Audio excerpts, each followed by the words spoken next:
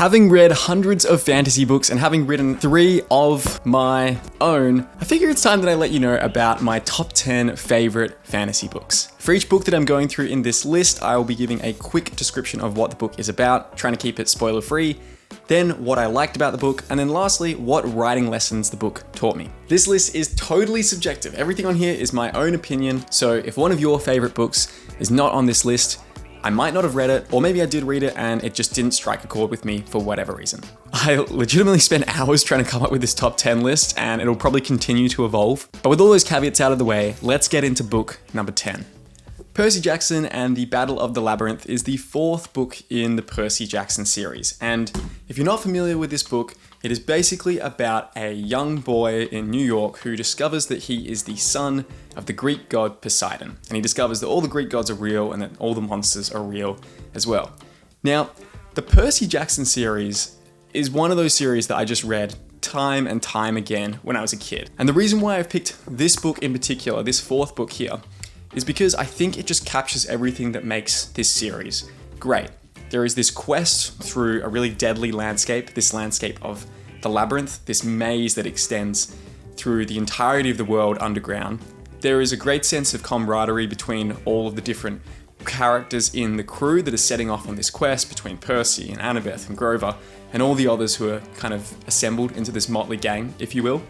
And yet it also manages to keep all of the humor and all the fun of the series, all of this adventuring excitement, while also kind of maturing it to a bit more of a deeper and a darker place. And through all of it, you really are experiencing this journey of this young boy, Percy, who is going on this, discovery, this journey of discovery, trying to find out who he is and what his place is in the world. And that kind of brings me to the writing lesson that this book taught me, which is that if you want to create a rereadable story, something that people love coming back to read over and over again, like myself, I think it's really important to have a cast of characters who you just enjoy spending time with. Next, we have Mort by Terry Pratchett. Mort is, I think, the 4th or 5th book in the Discworld series, which is this satirical fantasy series about this land that is totally flat and circular and travels on the back of a turtle that floats through space. And that kind of gives you, if you're not familiar with this amazing series, a really good snapshot of what it's about. It's a series that is at once incredibly funny, but also extremely poignant. For me, Mort really just captures the spirit of this series really well. It's basically about this young guy called Mort who can't really find a job, but one person does take a chance on him. Although it's not exactly a person, because the entity that gives Mort his first job is death, the anthropomorphic personification of the end of all things. And Death basically takes Mort underneath his wing, and Mort becomes an apprentice to Death. He helps him out on his various missions as he goes about, severing people's souls and sending them off to whatever comes after the life that they've just had. And this is incredible because at once is it hilarious and extremely funny, which maybe sounds strange because this is a book about death, but just the fact that he is this sort of affable skeleton who needs an apprentice to help him out and sometimes makes mistakes and has, in a way, a really dry sense of humor, is extremely funny. The situations that they get into is hilarious. But also what it does is it kind of lures you in with this funniness and this humor. And then you realize as you get into the story that, this is actually making some really deep points here about our discomfort with death, which is ultimately the biggest kind of human fear in a sense. And the story begins in a way where you think it's just going to be sort of this fun, comical farce, but as Mort becomes more and more resentful of the fact that people have to die, and as he gets more and more power as the apprentice of death, it kind of starts to scale up to this really epic scale where all of a sudden, it's not just this fun little adventure anymore, but it's literally the stake of everyone that has ever lived is kind of, at play in this book. And I just loved it. I love the fact that this book, which is really short, I mean, look at that. It's quite a tiny book. You can rip through this thing. I love the fact that this is able to just do it all. It's able to be extremely funny. It's able to have an absolutely racing, suspense-filled plot. It has characters that you just love. The character of Death in particular is just incredible. and Mort is extremely relatable as well. And I think the writing lesson that I took from this book is that you can do it all. You can write a book that is funny. You can write a book that has amazing characters, that has a racing plot, that also explores these really deep topics that leave you thinking long after you close the final pages. And also, I really don't like this cover either. I wish I had a nicer cover for this one, but this was just the first edition that I could find in the store, and I really wanted to read some Pratchett in my life, so I put it there. And yeah, I guess the reason why I really wanted to read this book in particular was because I had just had someone pass away who was pretty close to me, and having this book that sort of explored all of these themes of mortality and death and everything actually really helped me with it and kind of allowed me to find a level of peace and to move on with my life afterwards. So that's another reason why this book is amazing.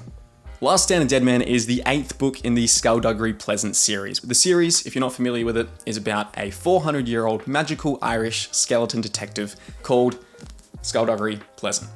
That's him right there.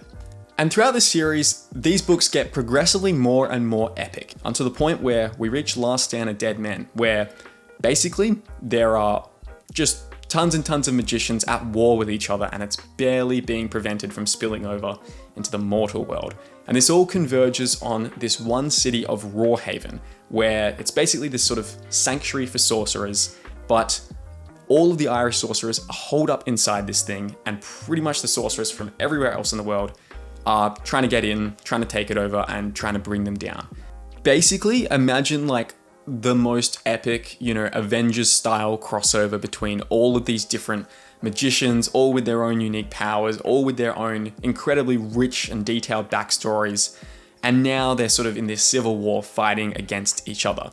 In pretty much every way, it's kind of like a better version of Captain America's Civil War, which is a movie that I absolutely love. One of the big things I admire about the Skulduggery Pleasant series in particular is the fact that I have been reading this thing for well over 10 years at this point. There are like 15 books in the series in total. There's like a series of 9, and then there's another series of 6 that's come out afterwards. And they continue to be incredible. But the reason I picked this one book out of all of them is because I just feel like it pays off so many things that were leading up to it in the series. There's, 7 books that come before this. By this point, there are hundreds of different named characters who you all feel really attached to in different ways. And in this book, Derek Landy just basically like takes all of them and just like smashes them together in a way that's incredibly satisfying. And then the place where it ends at is just stellar as well. In terms of the writing lesson that I took away from this, it would probably be that you should never tell yourself or never let readers think that a character is safe. There are some huge deaths in this book, which I won't spoil, where you just don't expect them to come at all. And the bravery that Derek Landy has to just kill off these characters who you feel really attached to, who, you feel like they could be around for a long time, and he just, kills them straight off, is actually like very, very cool. Because as a reader, while it is like bad, and while there are a lot of deaths in this book that I wish didn't happen, it tells me that I'm in a world of stakes. I'm in a world where there are consequences, where people can die, and therefore my suspense and engagement as a reader is much higher than it would be if everyone was safe all the time. The Name in the Wind by Patrick Rothfuss. This is a classical coming-of-age fantasy tale about this young boy whose parents are murdered, and he goes off to kind of, initially live as a street orphan, and then he manages to get into this sort of magical university, set very much in a typical fantasy world. And from the description, you might be thinking, okay, there's nothing particularly original or exciting here, but that's kind of, in a sense, the beauty of this novel.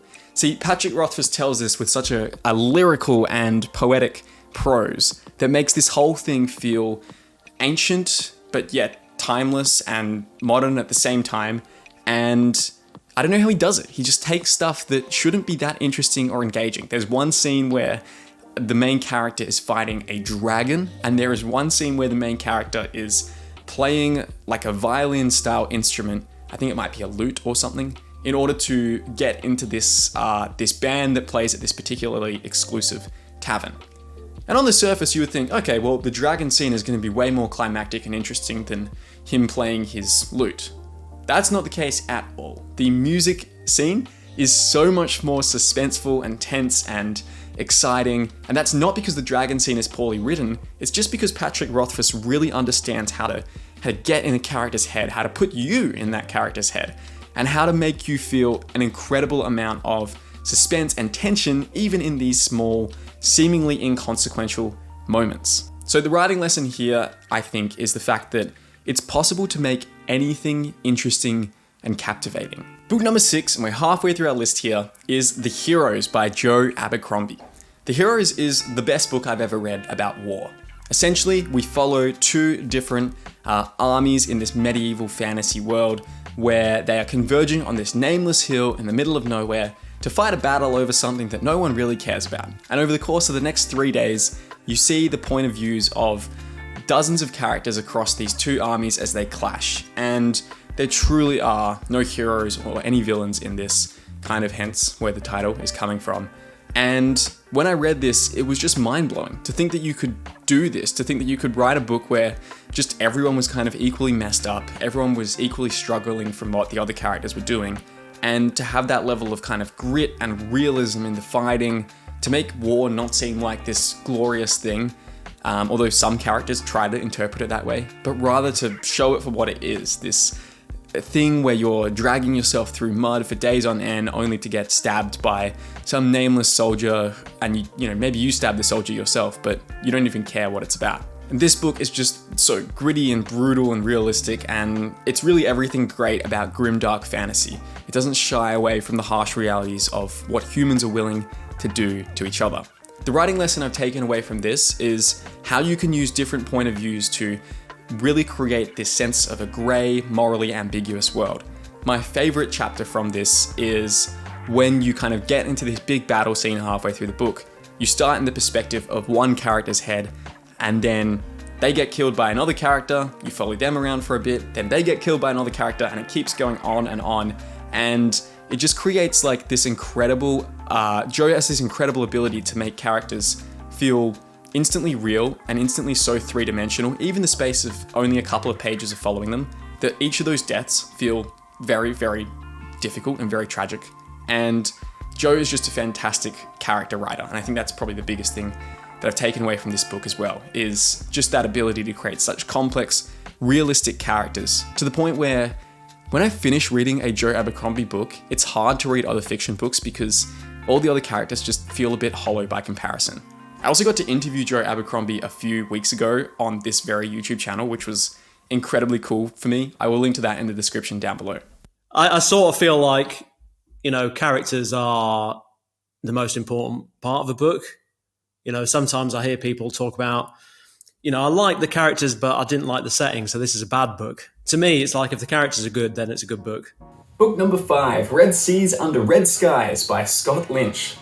This book is the sequel to The Lies of Locke Lamora, which is basically Ocean's 11 set in a fantasy version of Venice. In this second book, Locke and his partner in crime, Jean, are basically trying to pull off a heist from this big casino, but it's set in a fantasy world, and it's really cool. Like, if you love heist movies, this is just an absolute pinnacle of the genre as far as I'm concerned. This book was such a huge inspiration for me writing The Thunder Heist, which is a heist story set in this nautical themed world, very similar to how this world is, you know, largely set around these cities based on the sea.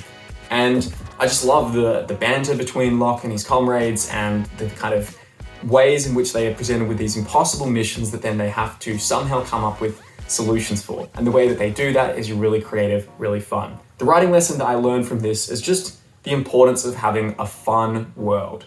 Like, yes, this is a very brutal and probably not a world I would necessarily want to be in, but it's just got this kind of like capricious joy to it. It's this Renaissance, Italy, nautical, Venice style world, and it's just so much fun to spend time in. And I think that was something that I was really trying to create with the Thunder Heist as well. Similar to this, it's set at this city where it's just all these ships that are bound together to create this floating city ship. And it's about a heist crew basically trying to steal this magical device that kind of draws energy from lightning.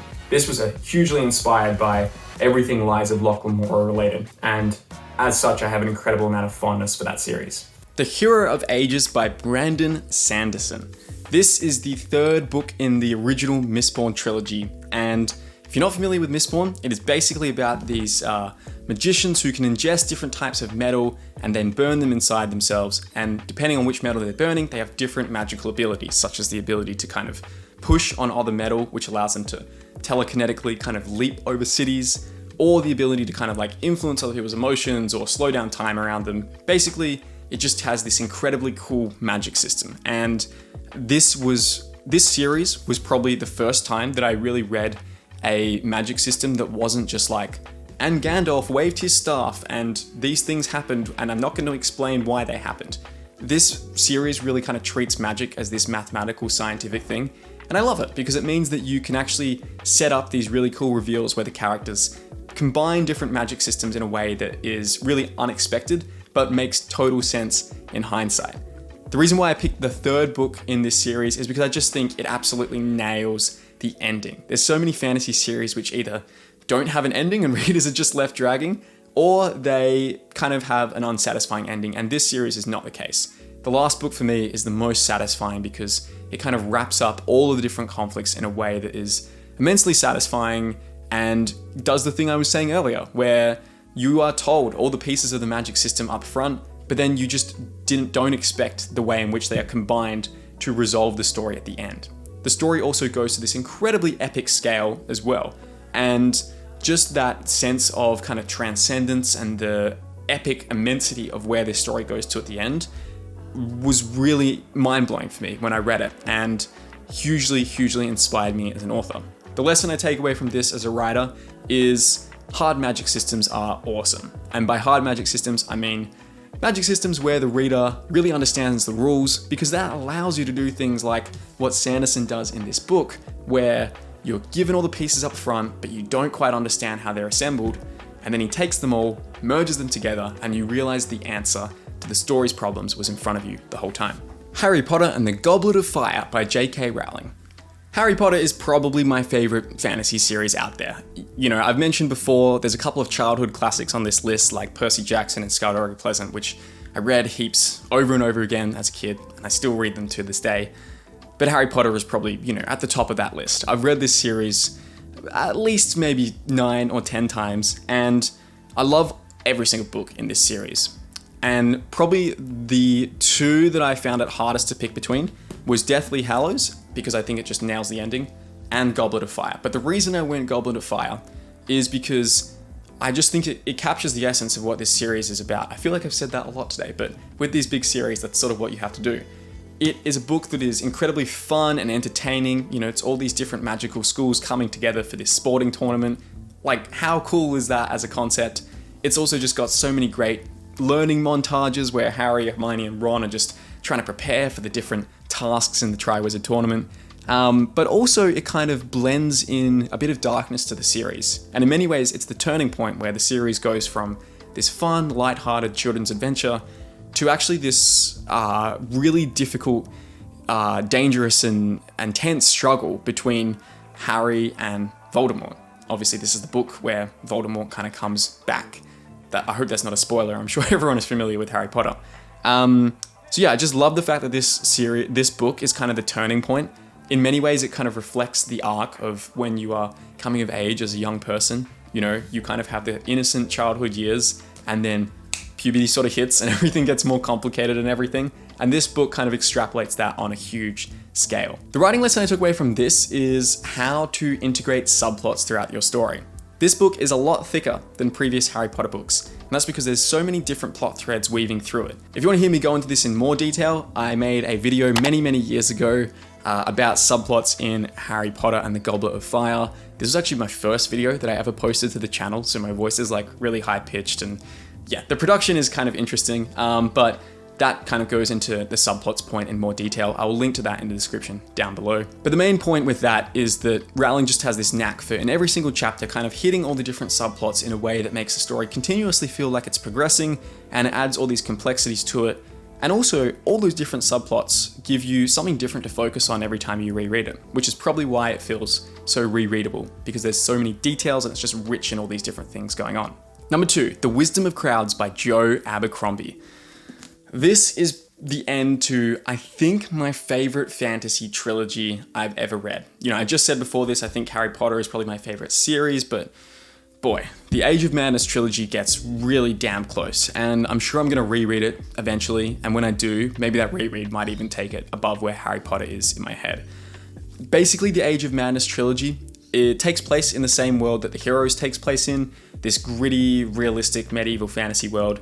But what is particularly cool about this trilogy is that it is set in this industrializing time. So now all of a sudden, kings and queens aren't necessarily the ones with power. Now the ones with power are the bankers or the merchants who own these factories. And as industrialization takes off across this land, we start to see revolts from the workers, very closely mirroring a lot of stuff that happened in our own world when you think about the French Revolution, for example.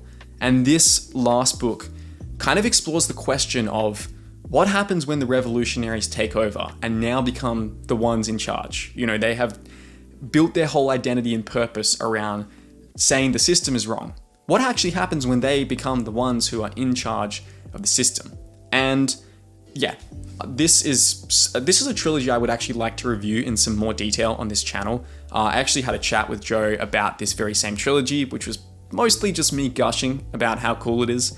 And I just love it. Like, every single character is so incredibly complicated and nuanced, and there's times when you absolutely love a character for what they're doing, and then there's times where they just make horrible, yet totally realistic and justifiable decisions, which take them down another path.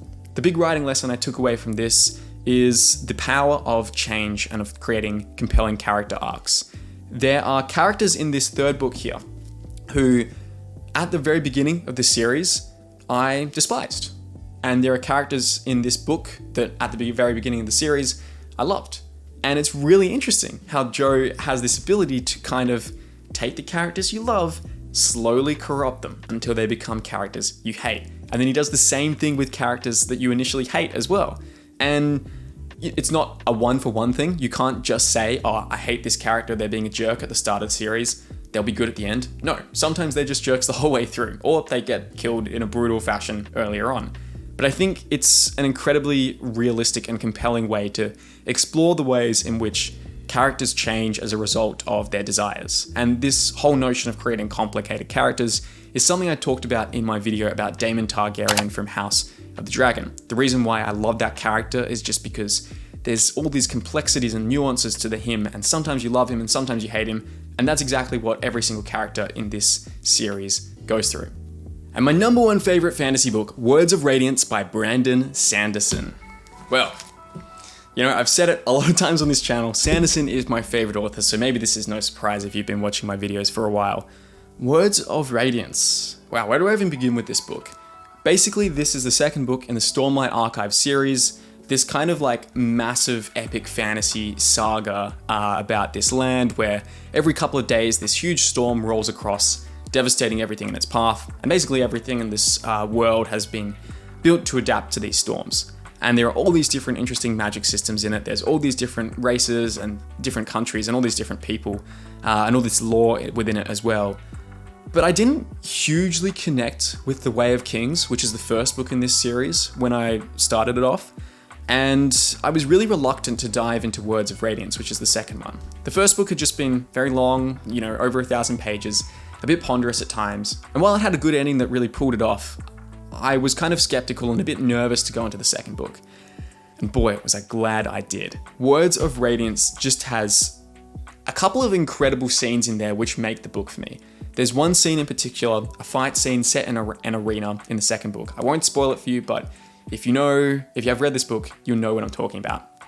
And this scene gave me like literal goosebumps when I was reading it. It's just an incredible payoff where a character who has every reason to hate another character basically steps in to save his skin. And the amount of like kind of honor and integrity and courage that he shows in that moment is just incredible. And it's this huge stand up and cheer moment. Like I said, I just got goosebumps from it. And I just love the progression of the magic and how you learn about all these different types of, powers throughout the book, the history, the lore. This, for me, is just the best epic fantasy series that's going around these days. And I think it's going to be well remembered as one of the classic epic fantasy series ever written when it gets completed, if not maybe the best. The world, the characters, the plotting, just everything about it is absolutely perfect to me. The writing lesson I would take away from this is probably just the power of that one scene, of having everything in your book build to a incredibly momentous and important occasion that interweaves and kind of knots together all these different character threads and arcs into one pivotal, explosive moment. Typically in a story, that's the climax, and the climax of this is incredible, don't get me wrong. But really, I think the best scene is that arena fight that comes a lot earlier in the book. And the fact that it just sort of comes at like a nothing moment in the book, like I don't think from memory, I might be wrong here, I don't think it's a midpoint, it's definitely not a climax, it's just sort of a scene within the book. And the fact that that can just surprise you and hit you out of nowhere like that is something that I really aspire to kind of try to create in my own novels. So I think the big writing lesson there is the power of those stand up and cheer scenes where you have all of this build up and then you just pay off a character's internal struggles and something in the external world and another character's arc. And you just take these 4 or 5 different things and you just explode them in this incredibly pivotal moment. So that is my top 10 fantasy books list. I would love to know, what are your top 10 fantasy books? Let me know in the comments down below and I'll see you in the next video. Cheers.